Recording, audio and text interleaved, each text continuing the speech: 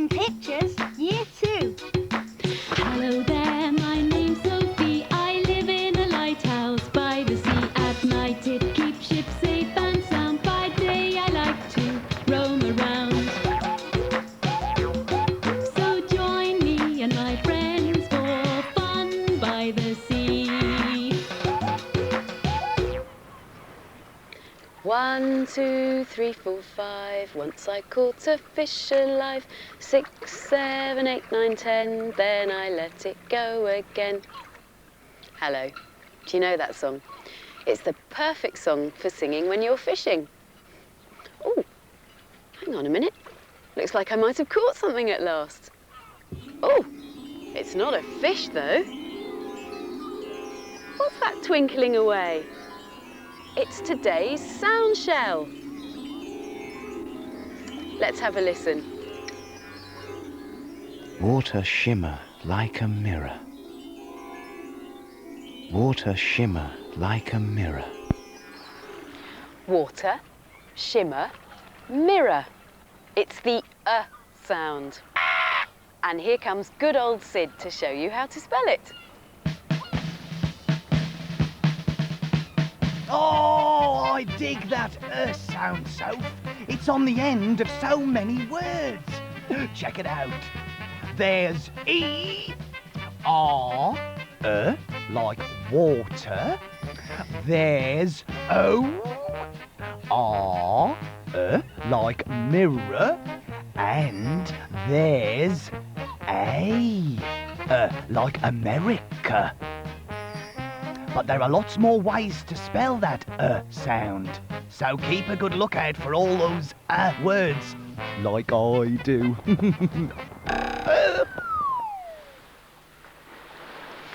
He's absolutely right. There are lots of different ways of spelling the sound.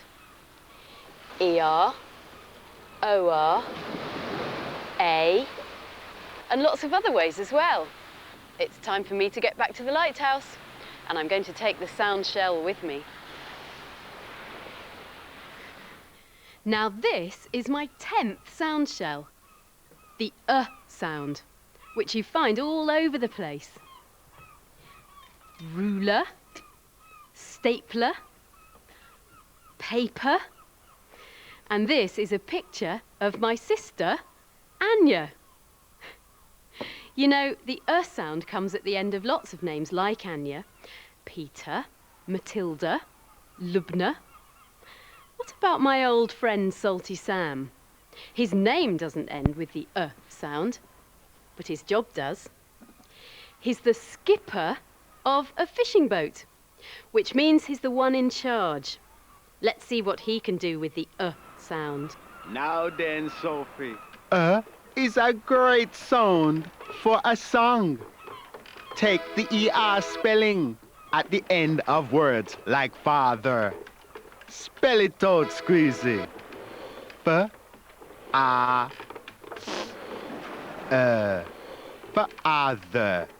Father. And then you got that OR ending for words like doctor. The,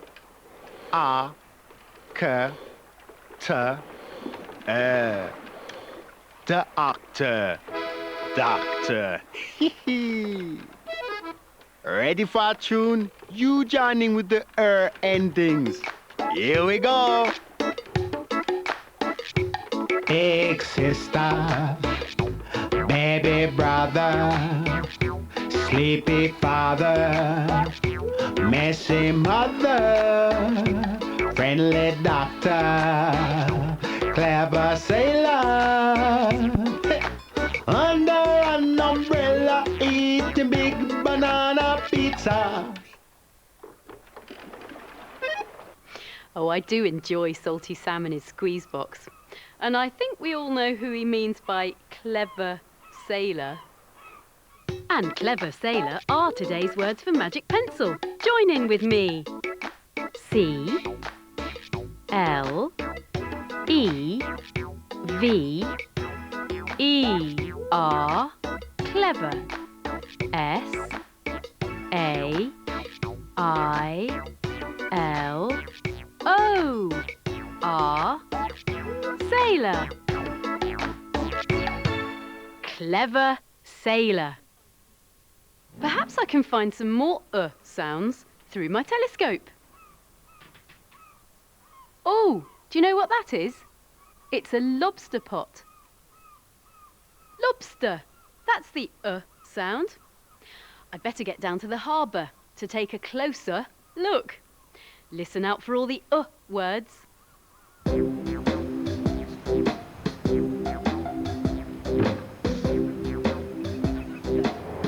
Cast away! The life of a lobster fisherman is a most particular one. The work couldn't start any earlier, the men couldn't work any harder. The same jobs over and over, but I can't think of better fun.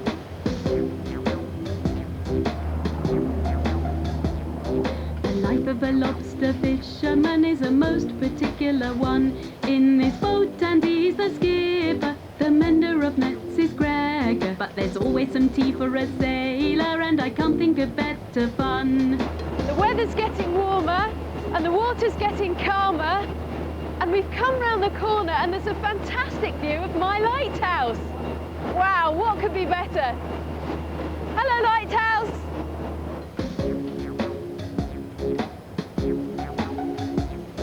The life of a lobster fisherman is a most particular one.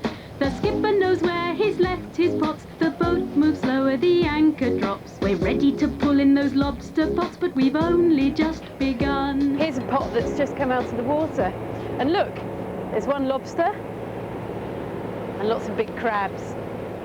These are called conger eels, and this one's a real whopper. But this is what we came for, lobsters. Look at this one. It's got great big nippers. And I have to tell you, he's a bit of a stinker. Woo!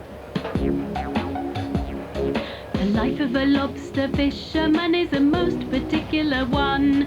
The pots fly back in the water to catch more crabs and lobster. We'll have to come back the day after, but for now the work is done. This fishing makes me wonder, could I be a fisherman? Well, I've had a fantastic day and we've caught heaps of shellfish and lots of words as well. Skipper, sailor, anchor, water, weather, conger. Well, I must say all that fishing's thirsty work.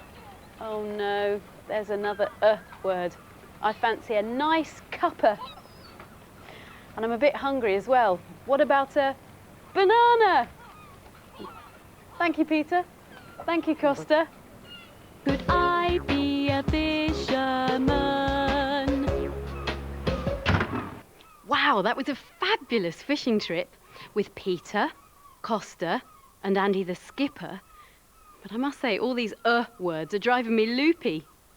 I'm going to sit down and relax with a story, and I suggest you do the same.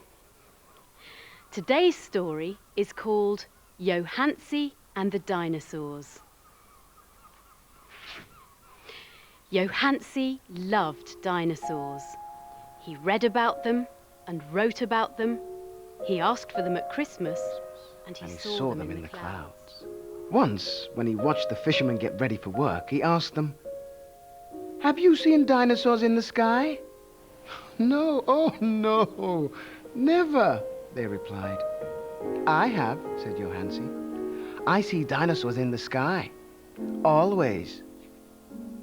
One day he stopped to talk to some picnickers. "Have you seen dinosaurs in the sky?" he asked. "No, oh no, never," they replied. "I have," said Yohance. "Always." The woman in the green cap said, "That boy has his head in the clouds." "Is my head in the clouds?" Yohance asked his mother.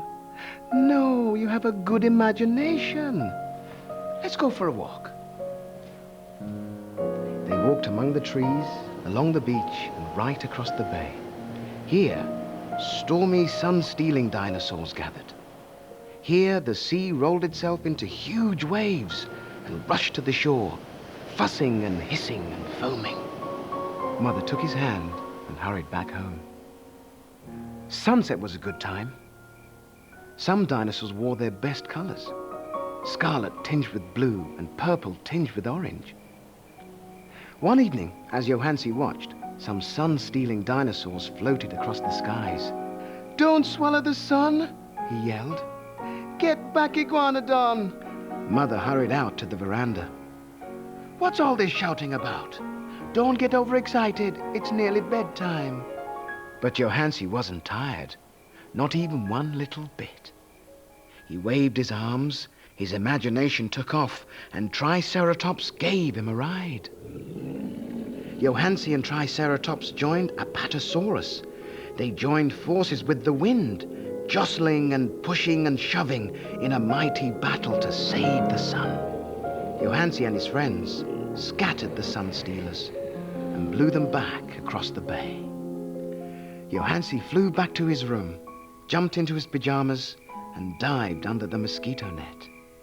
Just then, Mother came in to read him a bedtime story.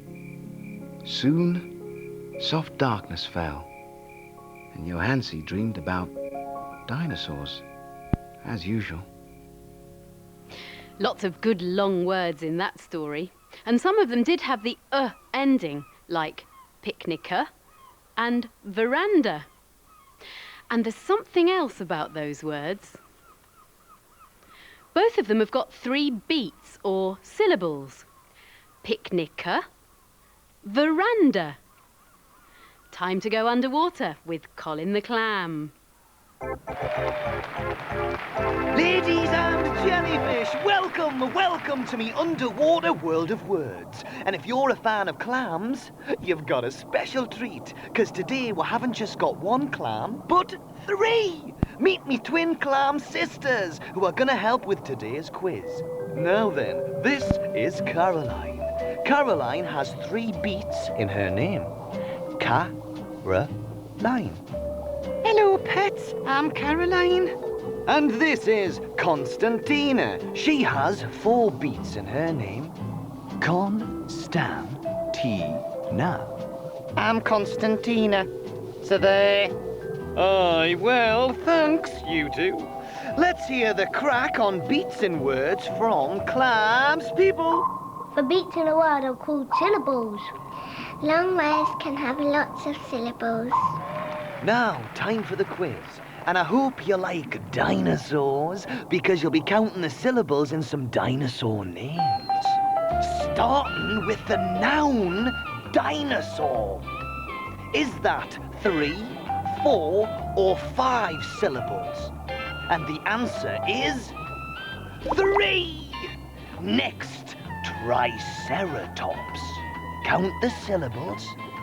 And the answer is 4. And last of all, Tyrannosaurus. And the answer is 5.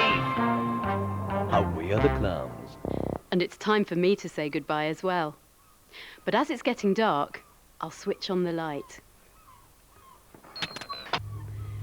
There. Now I'll say goodbye in words of 1, 2, and 3 syllables.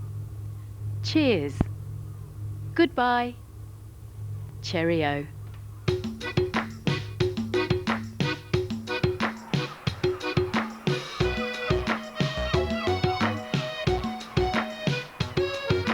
For more fun with words and pictures, visit the website at www.bbc.co.uk/words and pictures.